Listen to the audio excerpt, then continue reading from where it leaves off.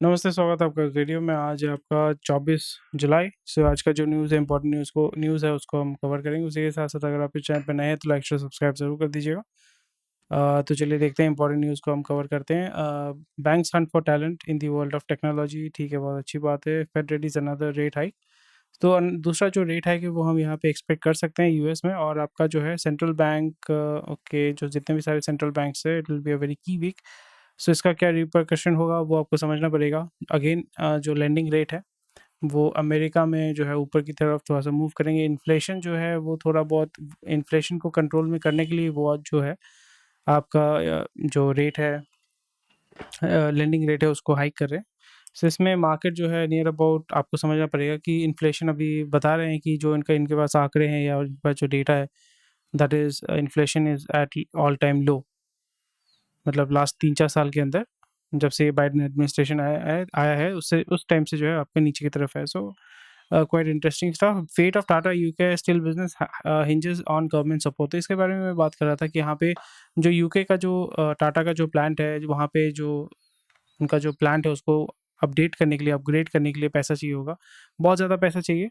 और जो टाटा बोल रहा है कि नहीं, हम इस प्लांट को, it is not economically viable, हम इसको बंद कर देना चाहते हैं। पर यूके गवर्नमेंट बोल रहा है नहीं, आप इसको बंद मत कीजिए, क्योंकि बहुत सारे जो वर्कर्स हैं, कोई भी स्टील प्लांट है वहाँ पे आपका लेबर बहुत ज़्यादा लगता है, ह्यूमन इन्वॉल्वमेंट, ह्यूमन एम्प्लॉयमेंट बहुत ज़्यादा होता है। यहाँ पे ऋषि सुनक का रिसेंट आपका कुछ दिन बाद जो है री इलेक्शन होने वाला है। वहाँ पे ये एक बहुत बड़ा इशू है। इसलिए आपके टाटा का जो टॉप ब्रास है, यानी टीसीएस का टॉप ब्रास है, टाटा का जो टॉप लेवल, एग्जीक्यूटिव लेवल के जितने भी सारे लोग हैं, वो सब यूके में अभी हैं और ऋषि सुनक इन लोगों के साथ अभी नेगोशिएट कर रहे हैं। Company rating exit plan as contingency, final call likely after UK PM meets Chandrashekhar in सितंबर। फिर से वो वहाँ पे मीटिंग करेंगे और इसी जगह पे वो ये बोल रहे हैं कि हम जो है यहाँ पे ईवी यानी आपका बैटरी के लिए आपका प्लान तैयार करेंगे। वहाँ पे हम $4 बिलियन या 4 बिलियन, आई थिंक यूरो था या पाउंड था, ऐसा कुछ था, वो उसमें इन्वेस्ट करेंगे।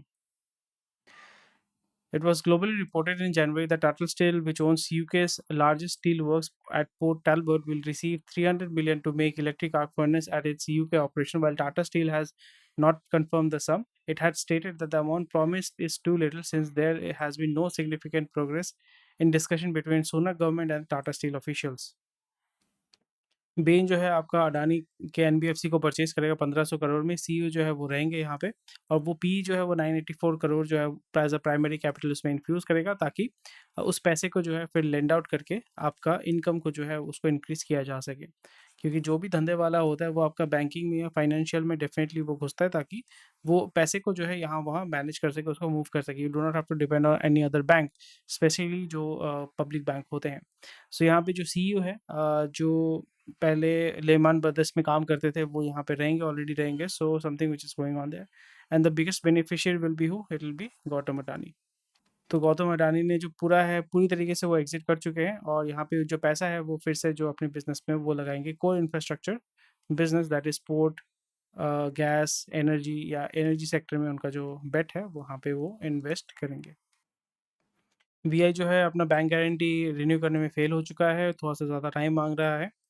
Very very interesting. Expectedly BI जो है इस साल तक खत्म हो जाना चाहिए। It should be declared bankrupt, NCLT में मूव करना चाहिए। तो अगर ये एनसीएलटी में मूव करेगा तो इसका नेक्स्ट मूव मैंने आपको ऑलरेडी बता दिया है, गवर्नमेंट विल टेक ओवर और गवर्नमेंट टेक ओवर करके इसको सेल ऑफ करेगा। और क्योंकि ये स्ट्रेस्ड एसेट्स है, टिपिकली यहाँ पे कोई इसको परचेज नहीं करना। जो बिग आपका जो भारतीय एयरटेल है या रिलायंस है वो उसको परचेज नहीं करना चाहेगा। Then it will go back to BSNL. BSNL के साथ इसको मर्ज कर दिया जाएगा। और जैसे आपको पता है कि बीएसएनएल को जो है अभी टाटा चला रहा है, इवेंचुअली वो टाटा के पास ही आ जाएगा। जो वीआई है, इट विल शैडो यानी बैकग्राउंड में आपका जो है टाटा ही इसको ऑपरेट करेगा। और एक चीज़ हमें देखने को मिल रहा था, वेदांता ने अपना डेट जो है वो रीपेमेंट को रोल ओवर कर दिया है। रोल ओवर का मतलब है कि वो अभी पेमेंट नहीं करेंगे, वो कुछ दिन बाद पेमेंट करेंगे, विच इज़ वेरी इंटरेस्टिंग। और यहाँ पे रीपेमेंट का जो रेट है वो आप चेक कीजिए, यहाँ पे 17%। सो अभी बॉन्ड मार्केट में इतना खराब हालत है, तो बॉन्ड मार्केट में क्या मूव कर रहे हैं? आपका जिसका भी रेटिंग डिसेंट है, इवन आपका इंडिया बुल का अगर हम देखेंगे, 10% आपका 10.2% जो है आपका रिटर्न दे रहे हैं, यानी आपका वो पे करेंगे आपको इंटरेस्ट। आपका मार्केट में 7% सेविंग्स अकाउंट में अगर कोई दे दे तो बहुत बड़ी बात है। सेविंग्स अकाउंट में कोई आपको पे नहीं करना चाहता है। सो 17% में अगर ये रोल ओवर कर रहे हैं 500 नियर अबाउट $450 million का अगर डेट आपका रोल ओवर कर रहे हैं, that means that something is going on, they do not have the money to pay back that debt. Repayment का टाइम कितना है? 2022 सॉरी 2024 दिसंबर 31, यानी है उनके पास टाइम है near about 1.5 year. So Vedanta already it is struggling, Vedanta group जो है it is already struggling. और जितने भी सारे यहाँ पे इसके ग्रुप कंपनीज हैं, जैसे हिंदुस्तान जिंक लिमिटेड, ये जितने भी सारी कंपनीज हैं, वहाँ पे ये डिविडेंड जो है धड़ल्ले से वो डिक्लेयर कर रही है, डिविडेंड डिक्लेयर कर रही है। और यहाँ पे मतलब बहुत ही ज़्यादा अमाउंट का डिक्लेयर कर रही है। और यहाँ पे आपको लग रहा होगा कि क्या मतलब इसमें व्हाट्स रॉन्ग इन इट। यहाँ पे जो प्रोमोटर्स हैं, प्रोमोटर्स जो हैं विदाउट डाइल्यूटिंग देयर होल्डिंग, ये आपका ट्रिक होता है, विदाउट डाइल्यूटिंग देयर होल्डिंग वो पैसा निकाल रहे हैं कंपनी से। समझ रहे हैं बात?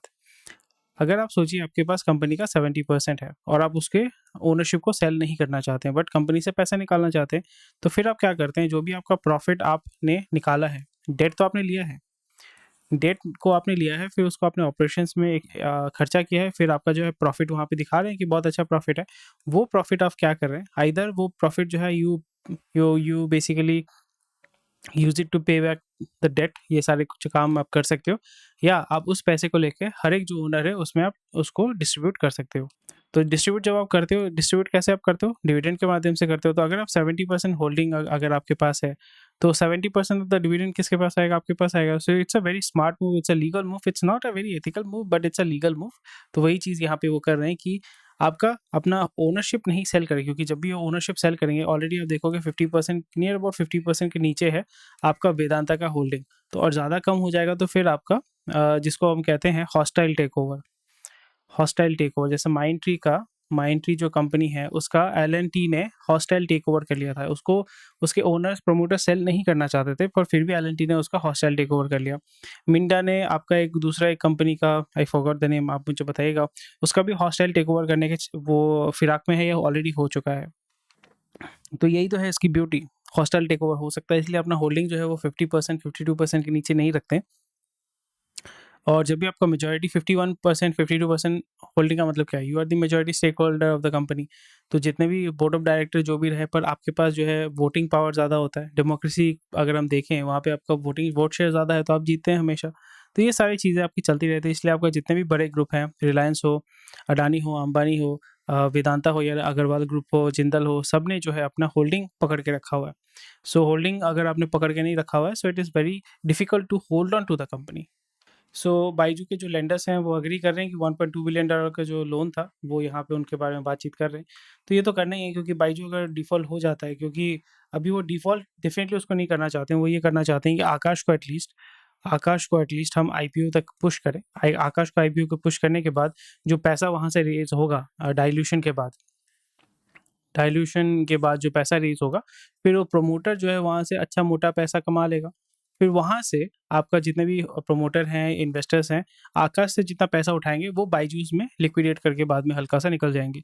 सो ये चीज़ें हो रही हैं, बैकएंड में ये सब काम चलता रहता है, तो आपको थोड़ा-सा केयरफुल होकर यहाँ पे गेम खेलना पड़ेगा। इंडस्ट्री, क्योंकि बड़े कंपनीज़ जो होती है ना, उसमें वो जो होते हैं वो आपका इंडस्ट्री को मूव करते हैं। तो इनका अगर हालत टाइट है, तो फिर पूरे इंडस्ट्री का भी हालत टाइट होगा। सो ये चीज़ आपको थोड़ा-सा केयरफुल होकर चलना है। Coffee Day Global, which operates the Cafe Coffee Day across India, was admitted। चलो, बहुत अच्छी बात है। पर यहाँ पे तो इसके बारे में बातचीत हो रहा था। पर एक चीज़ हमें देखना पड़ेगा कि cafe day global which operates cafe coffee day chain across, अच्छा, सीसीडी जो है वो तो कंपनी जो है उनकी वाइफ वो चला रही, वीजी सिद्धार्थ की जो वाइफ है वो चला रहे हैं। और यहाँ पे तो कुछ दिन बाद बहुत अच्छा रिपोर्ट आया था कि बहुत अच्छा ये काम कर रहा है। सो अगेन अगर ये सिर्फ 67 करोड़ के लिए बैंकरप्ट डिक्लेयर कर रहा है, सो सैड दो। और गोफर्स्ट जो है पैसा उठाना चाहता है, quick turn around to the skies, it will be very difficult, किंतु क्योंकि आपका बेल आउट आइदर पीएसयू करेगा या गवर्नमेंट करेगा। हमें देखना पड़ेगा कौन सा bank, primarily BUB and central bank definitely PSU ही करने वाला है। पीएसयू ही जो है वो घटिया रिस्क लेता है, और that's why I do not invest in PSU banks. आपको भी नहीं करना चाहिए, किसी को नहीं करना चाहिए, बट वही है, जाबाज लोग होते हैं जो पीएसयू में इन्वेस्ट करते हैं। High demand dip in cost to lift UltraTech जो है इंडिया का लार्जेस्ट सीमेंट मैन्युफैक्चरर है। आदित्य बिरला का एकदम क्या बोलते हैं ताज है, सर का ताज है। सो इंटरेस्टिंग है। FPI may wait for some time, wait for some steam to blow off a red hot street. अच्छा, मार्केट में जो है आपका माल बिका है 2000 करोड़ का, जो है फ्राइडे में बिका है। सोच रहे थे कि 20,000 आपका हिट कर जाएगा, पर वो नहीं हो रहा है। सो अगेन वहाँ पे एक आपका जो है सेलिंग जोन है, आपको समझना पड़ेगा। जब स्टॉक मार्केट मूव करता है ना, सपोर्ट एंड रेजिस्टेंस होता है, तो वहाँ पे 20,000 में लोगों ने टारगेट बिठा के रखा है, क्योंकि एक इवन नंबर होता है 20,000, तो वहाँ पे बहुत लोगों ने टारगेट बिठा के रखा होगा कि जब हिट करेगा तो बेचेंगे। सो इसलिए उस पॉइंट में आपका हैवी सेलिंग हो रहा है, सो उस थ्रेशोल्ड को वो ब्रेक नहीं कर रहा है। तो जब तक आपका जो सब यहाँ पे रेजिस्टेंस उसको ब्रेकआउट, यानी जितने भी जो ओपन पोजीशंस है, बेचने वाले पोजीशंस है, यानी जो सेलर्स हैं, उनको कंप्लीटली आपका जब तक वो नहीं होता है, वाइप आउट नहीं होता है, तो वो 20,000 को ब्रेकआउट करना बहुत डिफिकल्ट हो जाएगा। सो अनलेस एंड अनटिल जो निफ्टी 50 है, या BSE में जो 50 टॉप 50 कंपनीज है जो बेंचमार्क को चलाते हैं, जैसे रिलायंस हो गया, या बड़े बड़े जो HDFC हैं, जब तक वो उसको मूव नहीं करेंगे, वो ब्रेकआउट नहीं करेंगे, it is very difficult to breach 20,000।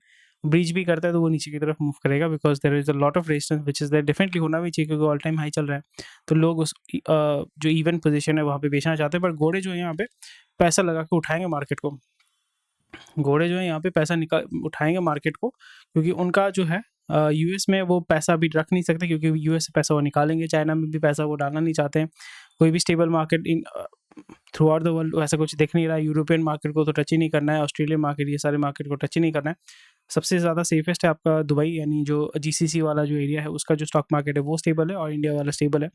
और इन दोनों में ही आपका सबसे ज़्यादा जो है इन्फ्लक्स आपको देखने को मिलेगा। एशियन मार्केट्स में, प्राइमरली इंडियन मार्केट्स में, आपको ज़्यादा इनपुट या इनफ्लो देखने को मिलेगा। And the US market and European market will be working और behaving negatively.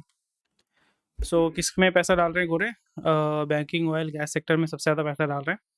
Again I am not very bullish on oil में। आप डाल सकते हो, बैंकिंग में आपका इसलिए देखोगे जितने भी सारे PSU है बहुत ही ऊपर की तरफ भाग रहे हैं, और इसका प्रॉफिट भी वो दिखा रहे हैं, ठीक है, कि बहुत अच्छा 50%, 100% प्रॉफिट जंप कर रहा है। बट उनके NP अगर आप देखोगे, आपका दिमाग का जो है ताला हिल जाएगा। तो थोड़ा सा केयरफुल होकर गेम खेलो आप लोग। FMCG में मैं थोड़ा सा केयरफुल हूँ, मैं तो नहीं इसमें डालूंगा।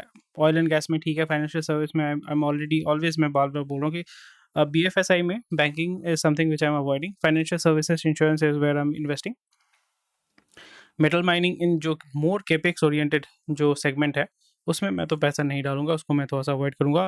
IT is where I am very bullish, health care is where I am bullish, consumer durables not really, neutral, auto में वेरी न्यूट्रल, कैपिटल गुड्स में वेरी न्यूट्रल, टेलीकॉम में I am little bit bullish, power में I am little bit bullish, FMCG में not at all bullish, oil and gas and financial services and IT is where I am investing, and making money from there. Primarily आपका energy में hydrogen, ये सारे जो invest कर रहे हैं वहाँ पे आप पैसा कमा सकते हैं। जो मैं बात कर रहा था वही आपको यहाँ पे देखने को मिल रहा है। वेदांता का जो है यहाँ पे रिजल्ट आपका देखने को मिल रहा है। प्रॉफिट आफ्टर टैक्सेस 3300 करोड़, ठीक है, 6% आप क्वार्टर ऑन क्वार्टर। डिविडेंड देखो 18 रुपये पर शेयर इंटरिम डिविडेंड। अगर आपने पैसा लगाया हुआ है यहाँ पे, तो फिर आपने अगर 10 शेयर खरीदा, क्योंकि वेदांता का शेयर उतना भी एक्सपेंसिव नहीं है, so you would be getting a lot of return there. But बहुत ही रिस्की है, क्योंकि अगर आपने यहाँ पे फॉर एग्जांपल 10,000 रुपये लगाया है, for the sake of argument बता रहा हूँ, 10,000 रुपये लगाया, 1,000 रुपये कमाने के लिए, 1,000 रुपये डिविडेंड पाने के लिए। बट यहाँ पे अगर आपका 10,000 रुपये आपने लगाया, यहाँ पे 20% अगर इरोजन हो जाता है पूरे कंपनी का, 20,000 यानी स्टॉक का अगर इरोजन होता है। और एक एग्जांपल मैं आपको दूंगा, मिर्जा इंटरनेशनल जो स्टॉक है उसको आप चेक कीजिए, विद इन अ मंथ और सो 83% वो इरोड हुआ है, पूरा कंपनी इरोड हो गया, स्टॉक पूरा वाइप ऑफ हो गया, तो वो लॉस केस है। तो यहाँ पे अगर 20% भी अगर करेक्शन होता है, क्योंकि नेगेटिव न्यूज़ आया तो वो नेगेटिवली रिएक्ट करेगा, सेंटिमेंट डाउन होगा, डेट बहुत ज़्यादा है, there is a lot of issue which is that. Profit है, पैसा है, बहुत अच्छी बात है, बट वो डेट बहुत ज़्यादा है इनका। अगर वो यहाँ पे 20% भी आपका इरोजन होता है, so you will be losing how much, 22,000 rupees. So 10% dividend देता नहीं है, बट अगेन यहाँ पे सोचिए कि आपने 400 रुपये डिविडेंड में कमाया, बट आपका 2,000 रुपये अगर लॉस हो जाता है, कैपिटल इरोजन हो जाता है, is it profitable? Obviously no, 1,600 रुपये का लॉस है। सो एज एन इन्वेस्टर आपको ये देखना पड़ेगा कि मुझे किसमें फ़ायदा होगा, जो मुझे बेटर रिटर्न देगा। अगर आप रिस्की गेम खेलना चाहते हैं just to get dividend, it's fine. HUL expects price cuts to help raise sales volume gradually. So definitely price cut कहाँ पे आपका होगा? रूरल एरिया में, और रूरल एरिया में आपका मेनली उसको वॉल्यूम को मूव करना पड़ेगा। ऑलरेडी इसके बारे में हमने ऑलरेडी डिस्कस किया हुआ है। ये यहाँ पे वही बात होगा।